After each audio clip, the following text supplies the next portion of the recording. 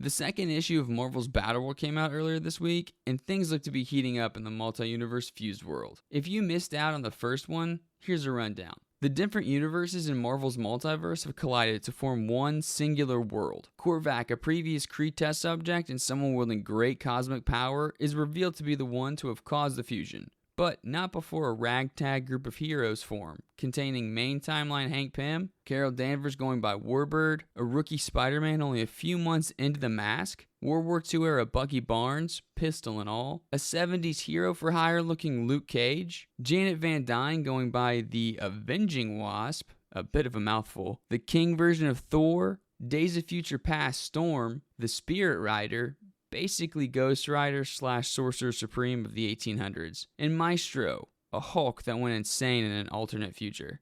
Maestro calls out to Korvac after the group wails on some Sentinels for a little bit, and he approaches to explain in greater detail what his intentions are with this battle world. Korvac explains that after traveling through countless realities and walking as a mortal for some time, he's found that every iteration of humanity has one thing in common: their inevitable failure. You possess the promise of greatness, he says, but your nature makes achieving it virtually impossible. Civilizations collapse. People destroy the very world they need to survive. They turn to hate, madness, oblivion. He continues on to say this is his way of creating one truly perfect timeline, and since he is an omniscient, he has to take examples from each timeline to represent their world and endure all others. Those who survive will remain in his new singular timeline, and those who prove unworthy will simply cease to exist. A mercy in itself. After giving his speech, Korvac poofs off, and Maestro takes this as a cue to start smashing. As he fights Thor, Hank and Wasp shrink down and mess with his brain to knock him down for a bit. The two have a little bit of a spat on how they went about taking the Maestro down, and Hank takes off. So that's pretty much a summary of issue 1. Well, in issue 2, we get to see Hank show off an amazing use of his bug command, and I don't think it's getting the credit that it deserves. In this one, some of the heroes in the group, Luke Cage, Thor, Carol Danvers, and the Spirit Rider, have been taken to compete in Arcade's Murder World Arena. So it's like a coliseum within a coliseum, but Arcade controls everything inside. Turns out the main timeline Arcade did the same thing already, but instead of random heroes he's grabbed here, he took Hank's students from the Avenger Academy. So Hank already had a plan to mess him up, one of those guilty, what could I have done to stop it kind of plans, and has his bugs shrink down to travel inside the oxygen molecules as they enter Arcade's lungs. That is crazy. Once in his lungs, they get bigger and start stinging the dude, so he's dying from the inside. Though Hank does have an antidote, in exchange for it, he makes Arcade give up control of Murder World. So now he can give Murder World to Titania since she helped them out.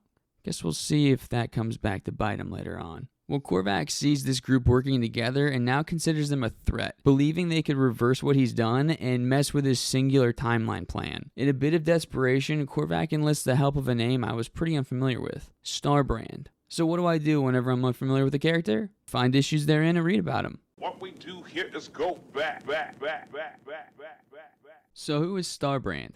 Starbrand was originally part of a discontinued series called The New Universe, set in a world where superpowers weren't a thing until like the 1980s, and regular people didn't know how to react to them. The name Starbrand has had a few attempts at resurfacing, but this time it's a bit different. He's teaming up with the big bad. Or is he? This version of Starbrand is Ken Connell, a dude from Oklahoma that falls asleep one night on a hill and wakes up with a star brand on his hand, giving him all kinds of weird powers. And he accidentally toasts his girlfriend alive because she's sleeping there next to him when this, quote, white event that gave him the brand happened. And he ended up taking her dad, Cop, out too. So people think Kyle Rayner had it hard, but yeesh, this guy might give him a run for his money. At least Kyle didn't stuff Alex in the fridge himself and take her grieving father out right after. So where were we? Oh, yeah. So this version of Starbrand is from the 2006 reimagining of the New Universe series, New Universal, by Warren Ellis, and he could definitely present a problem for Hank Pym's group with his nearly limitless power. And since Korvac promised Starbrand a part of the new timeline for his help, we could end up seeing a few other characters from the New Universal run pop up to assist the man with the brand. According to the description of the third issue, Hank Pym plans on recruiting Starbrand himself, so we'll see how that goes come November 26th.